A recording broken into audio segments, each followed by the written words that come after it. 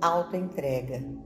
Agora, em uma meditação completamente relaxada, desista desse mundo, desista de todo desejo.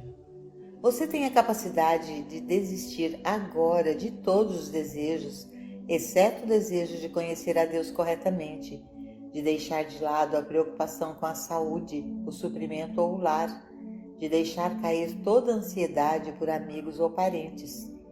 Deixe tudo em Deus, porque se Deus não pode cuidar disso, você certamente não pode. Mas Deus pode, se você estiver disposto a entregar suas preocupações e seus desejos. Lembre-se, você não pode segurar algo e se render. Você não pode renunciar a algo e se apegar a isso. Ou você vai segurá-lo e aprender, em última análise, que não pode fazer isso, ou você vai se render. Entregue toda a ansiedade por si mesmo ou por qualquer outra pessoa. Renuncie a todas as preocupações por si mesmo ou por qualquer outra pessoa. Eu entrego todas as coisas a ti. Eu não estou escondendo nada. Eu não estou mantendo imagens mentais para me preocupar em minha mente. Meu único desejo é te conhecer corretamente, viver para sempre na lembrança que tu estás em mim e que todo o teu reino está dentro de mim. Eu descanso em tua graça, eu descanso em tua paz. Pai, perdoa-me se eu estiver procurando algo que não seja a tua paz e a saúde do teu semblante. Pai, perdoa-me se alguma vez busquei alguma coisa que não a tua graça, ou senti que alguma vez precisei de algo que não fosse a tua graça. Tua graça é minha suficiência. Eu vivo pela tua graça. Eu vivo porque sou herdeiro de Deus e herdeiro comum com Cristo. Preocupações terrenas, ansiedades terrenas, tudo isso se afasta, porque eu estou em casa em ti, sou um contigo. Tu estás em mim e eu em ti, e portanto nós somos um. Nessa unidade está minha completude, minha totalidade, minha perfeição. Ainda que eu tivesse a ti e ao mundo inteiro, eu não teria nada mais do que se tivesse somente a ti. Eu habito constantemente na percepção de que onde tu estás, eu estou, porque somos inseparáveis, indivisíveis, e tu sabes a minha necessidade. É de teu bom grado dar-me o reino que já está estabelecido dentro de mim. Tu nunca me deixarás nem me abandonarás. Se sou bom ou mal, rico ou pobre, doente ou saudável, nunca me abandonarás. Através da percepção e realização disso, os anos perdidos para os gafanhotos são restaurados e eu sou inteiro novamente.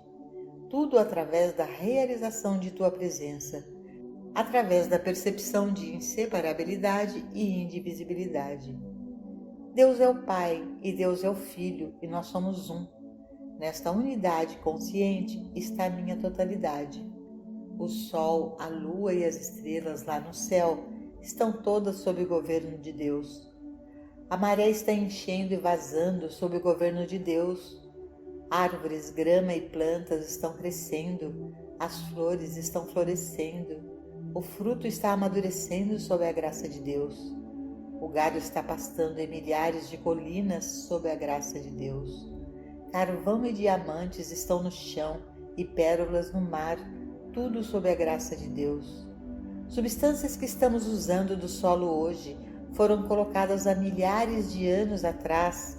Substâncias que serão necessárias daqui a milhares de anos estão se formando na terra e na água agora. Toda necessidade é provida pela graça de Deus. A graça de Deus é de fato minha suficiência. Todas as coisas me foram dadas pela graça de Deus, não por força, não pelo poder, não pela oração, mas pela graça de Deus. Então eu relaxo em Deus e recebo o mesmo governo de Deus que dirige a terra e todas as suas atividades. Eu estou em ti e tu estás em mim, e nós somos um. Não tome pensamento ansioso por nada no reino externo. Não tome pensamento ansioso por ninguém no mundo. O reino de Deus está estabelecido dentro de você e a graça de Deus é sua suficiência. Por isso, Não pense nisso. A promessa, filho, tu estás sempre comigo e tudo que eu tenho é teu, implica que é natural e normal experimentar abundância, mas a menos que o princípio subjacente a essa promessa seja compreendido, o suprimento se torna mais ou menos acidental e não a manifestação de um princípio espiritual definido. Por causa de uma crença arraigada de que a provisão é algo que nos chega, muitas pessoas devotaram muito tempo a orar por ela, tempo que foi em grande parte desperdiçado, porque a provisão não chega até nós. O suprimento encontra seu caminho a partir de dentro de nós. Suprimento é algo que expressamos. O suprimento é tão espiritual quanto integridade, lealdade, moralidade e honestidade. Mas não podemos orar por estas qualidades, porque elas estão incorporadas em nossa consciência, estejamos ou não expressando-as ao máximo de nosso entendimento. Ninguém duvida de que possuímos uma medida plena de integridade, honestidade, lealdade, fidelidade e benevolência. A questão é até que ponto desejamos expressá-las, ou quais desculpas podemos apresentar por deixá-las sem expressão dentro de nós. O suprimento é tão espiritual quanto estas qualidades, e, portanto, para experimentar o suprimento, ele tem que ser expressado por nós. Não é algo que nos chega, é algo que sai de nós e depois retorna. O pão que lançamos sobre as águas é o único pão que volta para nós. A razão pela qual há tantas pessoas com dedos queimados é porque eles estão tentando pegar o pão que alguém colocou nas águas. A vida não nos permite tirar de outro o que lhe pertence, e, portanto, o único suprimento ao qual temos direito espiritual é o pão que nós mesmos colocamos nas águas da vida. O que sai de nós é o que volta para nós, mas não pode voltar para nós a menos que nós o mandemos adiante primeiro. Na medida em que o suprimento é espiritual, para que ele retorne a nós, ele deve ser expresso espiritualmente. Há muitos exemplos dados pelo Mestre sobre como podemos lançar o nosso pão sobre as águas. Para começar, ele nos diz para perdoar 70 vezes 7, para perdoar aqueles que de alguma forma nos ofenderam. Ele nos diz para orar por nossos inimigos e por aqueles que nos usam e nos perseguem inescrupulosamente. Isso não significa necessariamente aqueles que ofendem apenas você ou eu. Se ofendem nosso vizinho, eles estão nos ofendendo. Se eles ofendem nosso país, eles estão nos ofendendo. Se ofendem nossa raça, estão nos ofendendo. E, em última análise, se ofenderem este mundo de alguma forma, estão nos ofendendo, pois somos todos partes de um todo.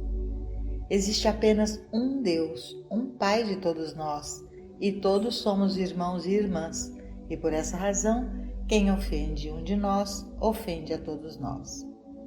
Assim, então, sob esta lei de Cristo, somos chamados a perdoar aqueles que ofendem, a orar por aqueles que nos perseguem e abusam, e orar por nossos inimigos mais do que por nossos amigos. Porque, se é que amais os que vos amam, que recompensa tendes? Não são os publicanos iguais? Orai pelos que vos maltratam e perseguem-vos, para que sejais filhos do vosso Pai que está em vós. Ser filho de Deus significa ser herdeiro de Deus, herdeiro comum de toda a provisão existente no céu, mas só podemos nos tornar herdeiros das riquezas que Deus tem para dar na medida em que aprendemos a orar por todos os inimigos, nossos tanto quanto os da humanidade, à medida que aprendemos a perdoar aqueles que nos ofendem até 490 vezes. Teríamos que perdoar a 491ª vez se tivéssemos perdoado 490 vezes? Orar por nossos inimigos e perdoá-los são duas maneiras pelas quais podemos lançar nosso pão sobre as águas. Dois caminhos, portanto, nos quais demonstramos nosso suprimento espiritual. Outra maneira de lançar o nosso pão sobre as águas é fazer qualquer provisão para órfãos, os pobres e idosos, a fim de provar que amamos o próximo como a nós mesmos, e não apenas do nosso vizinho, que é de nossa própria natureza ou casa religiosa. Nossos vizinhos são o povo de toda religião, de todas as raças e credos, e, portanto, do nosso dízimo devemos fazer alguma provisão para todos eles. Gratidão como uma evidência de receptividade. Há muitas outras maneiras de lançar nosso pão sobre as águas, mas a maior delas é a gratidão. A gratidão assume muitas formas. Como regra, por exemplo, é um sentimento de gratidão que estimula o envio de cheques para a CARE, para fundações para pesquisa em tuberculose, câncer ou para alguma outra instituição de caridade favorita. Houve um tempo em que a gratidão foi expressa através do ato do dízimo, e foi ensinado que, pelo dízimo, uma pessoa expressava sua gratidão à fonte da qual derivou sua comida e conforto espirituais, e que normalmente significava a sua igreja. Se o dízimo é feito a partir do sentimento de gratidão, é uma bênção para aqueles que dão o dízimo e para aqueles que recebem os frutos do dízimo.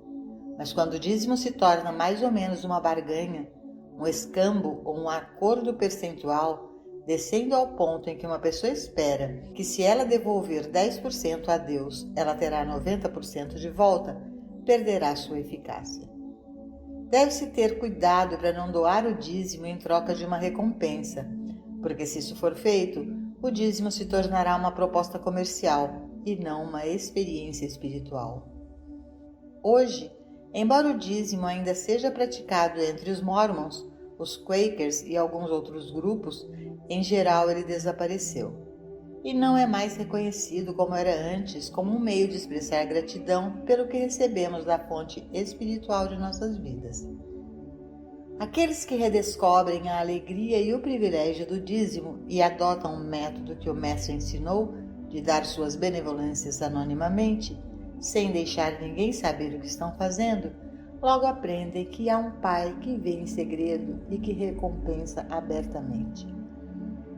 Gratidão não é agradecer a Deus por qualquer coisa que tenhamos ou por qualquer coisa que venha a nós, porque é uma falácia acreditar em um Deus que fornece somente para você ou para mim, ou envia coisas exclusivamente para nós. O Deus que adoramos é um Deus que é responsável por todos os bens nesta terra e em todos os outros planetas que existem.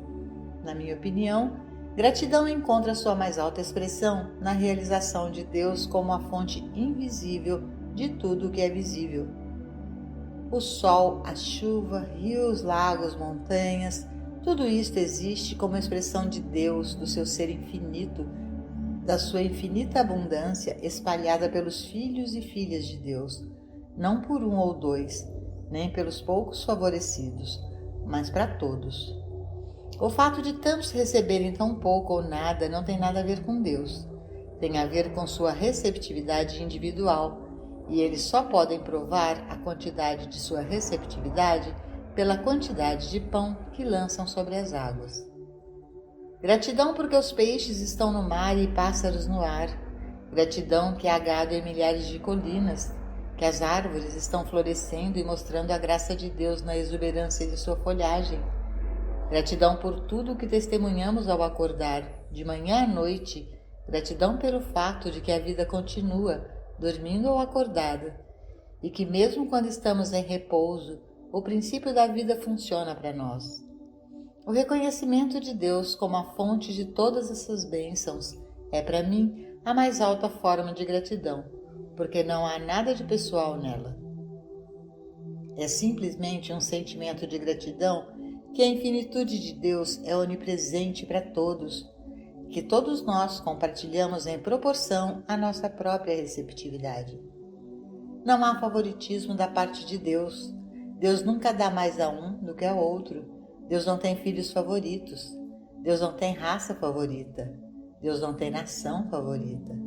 Pode ter havido um tempo em que alguns de nós acreditavam que certas nações eram melhores que outras, mas os últimos 45 anos deveriam ser suficientes para convencer a todos nós de que não é sábio demais reivindicar virtude para uma nação contra outra. Seria difícil acreditar que Deus faz uma nação prosperar, porque é tão boa, e pune as outras porque elas são tão ruins. Ao viajarmos pelo caminho espiritual, aprendemos que não temos saúde ou abundância por causa de qualquer virtude própria. Quando vemos homens e mulheres bons e virtuosos sofrendo de doença ou privação, e por outro lado, patifes a centenas abundantes em saúde e suprimentos, é muito difícil aceitar a doutrina de um Deus de recompensa e punição. Meus muitos anos neste caminho demonstraram para minha satisfação que nosso suprimento está em proporção direta à nossa receptividade, isto é, ao grau de gratidão que expressamos na forma do pão colocado sobre as águas, como benevolência, perdão ou oração por nossos inimigos, porque então estamos expressando princípios espirituais. Há pessoas que dão grandes fortunas, algumas, é verdade, sem nenhum motivo oculto, mas muitas dessas não estão dando de acordo com princípios espirituais, porque são influenciadas principalmente por considerações pessoais em suas doações. É o motivo que é importante, não a quantia. É impossível medir o quanto alguém deveria dar para estar do lado certo de Deus, se a medição for feita em termos de coisas materiais. Não é a quantia dada, mas a quantia dada em proporção às posses imediatas de alguém que é a coisa importante. Provavelmente, é por isso que a viúva que deu a única moeda que tinha foi tão abençoada. A única medida é quanto amor é dado, quanta cooperação, quanto reconhecimento, quanto perdoar, quanto dízimo, quanta oração secreta e quanto dar em segredo, sem chamar a atenção para si mesmo. A semente deve ser nutrida em segredo. Neste ponto, chegamos a um dos princípios mais profundos e um dos menos compreendidos em todos os ensinamentos do Mestre, o princípio do sigilo. No Sermão da Montanha, Jesus ensina que devemos orar em segredo, não deixar que nenhum homem saiba que estamos orando e não orar para ser visto pelos homens. É importante lembrar que o Mestre nos diz que aqueles que oram abertamente recebem alguma medida de benefício aos olhos de seus semelhantes, mas perdem o benefício que provém de Deus. Eles perdem a graça de Deus. Ele nos diz que não devemos fazer a nossa esmola para ser visto dos homens, mas secretamente, não deixando a mão esquerda saber o que a mão direita faz. Então, temos uma escolha a fazer: buscar a aprovação do homem ou a graça de Deus. Há uma razão para isso. Através do ensinamento espiritual, a verdade, que é sinônimo de Deus, de amor, do Cristo, é plantada em nós como uma semente. Se tal ensinamento pudesse ser comunicado em sua plenitude a qualquer momento, instantaneamente nos tiraria de nós mesmos e nos elevaria até o céu. Mas o ensino da verdade é apenas o plantio contínuo de sementes em nossa consciência. Quando é recebida em nossa consciência, não é fruta pronta para comer, desfrutar ou compartilhar com o nosso próximo. É apenas uma semente, e depois que a semente é plantada em nossa consciência, ela deve ser cuidada, nutrida e alimentada. Deve-se permitir que ela se realize, crie raízes, se abra e comece a florescer. É por essa razão que devemos manter essas joias da verdade encerradas dentro de nós, não compartilhá-las com ninguém, independentemente de quão próximo a nós possa ser, porque se o fizermos, embora possamos ter a aprovação daqueles com quem é compartilhada, perderemos a graça de Deus. Um preceito difícil, sim, mas no entanto verdadeiro, porque isso seria dar o que ainda não nos pertence e ainda não é fruto, mas apenas uma semente. Isso não é muito diferente de cuidar de um jardim. Nenhum jardineiro pode plantar sementes em seu jardim e continuar escavando-as e distribuindo-as e 6 meses depois voltar e esperar encontrar uma colheita. Não há nada lá, porque a natureza não teve oportunidade de trabalhar. Os processos secretos que ocorrem nas profundezas da terra não tiveram seu caminho com essa semente. E da mesma forma, uma semente da verdade plantada em sua consciência ou na minha requer tempo para se elaborar antes que ela possa entrar em plena realização. Enquanto está trancada dentro de nós, no escuro, há um processo acontecendo dentro de nós, um processo espiritual invisível, muito semelhante ao período de 9 meses de gestação necessário para o desenvolvimento da criança no ventre de sua mãe. O feto deve permanecer lá por todo o período de tempo. Deve ser alimentado, deve ser permitido cumprir-se e, quando chega a hora, pode nascer. Quer seja nossa gratidão a Deus ou uns aos outros, quer sejam nossas benevolências, quer perdoemos nossos inimigos ou oremos por eles, essas são as sementes da verdade que levamos dentro de nós, com as quais vivemos e praticamos, de novo e de novo, até que um dia sai o bebê e já é um bebê completo. Quando o nosso bebê da verdade está forte, então podemos começar a compartilhar e dar. Isso é o que nossos praticantes e professores estão fazendo. A verdade que se concretizou dentro deles tornou-se uma verdade demonstrada, que eles podem compartilhar, e é o fato de ter se tornado verdade demonstrada que a torna poderosa. Então eles são como o mestre de quem foi dito, porque ele os ensinou como quem tem autoridade e não como os escribas. Ele falou com essa autoridade porque teve longos anos, 30 deles, mantendo a verdade trancada dentro de si, não tentando pregar, não tentando ensinar, não tentando curar, mas apenas ponderando essas verdades dentro de si mesmo, ponderando, pensando sobre elas, vivendo com elas, praticando-as e sendo grato por elas. Então, quando ele estivesse pronto, ele poderia sair e demonstrar o que havia se tornado completo em sua graça espiritual. Muitas vezes, uma verdade se revela a nós quando estamos lendo um livro, meditando ou escrevendo. De repente, uma verdade que conhecemos intelectualmente se torna uma verdade viva, vital e realizada. E quando isso acontece, podemos sair e compartilhá-la, dando e compartilhando com os sinais que se seguem. Eu adotei uma prática de nunca ensinar uma verdade que não tenha sido realizada e demonstrada por mim. Por muitos anos, os estudantes me perguntaram sobre o Sermão da Montanha, e minha resposta sempre foi que eu tinha lido, mas eu não entendia, e portanto não podia explicá-lo. Em 1956, no entanto, uma compreensão plena me foi dada no meio de uma aula, enquanto eu estava sentado na plataforma, e durante o ano de 1956, aquilo que se revelou para mim foi distribuído em minhas aulas, porque agora se tornara uma verdade realizada. Não foi, evidentemente, divulgado publicamente por escrito, mas agora foi publicado como o trovejar do silêncio. Há verdades na Bíblia das quais ninguém tem o direito de falar, exceto aquelas que ganham vida em uma pessoa, provando e demonstrando a si mesmas de tal maneira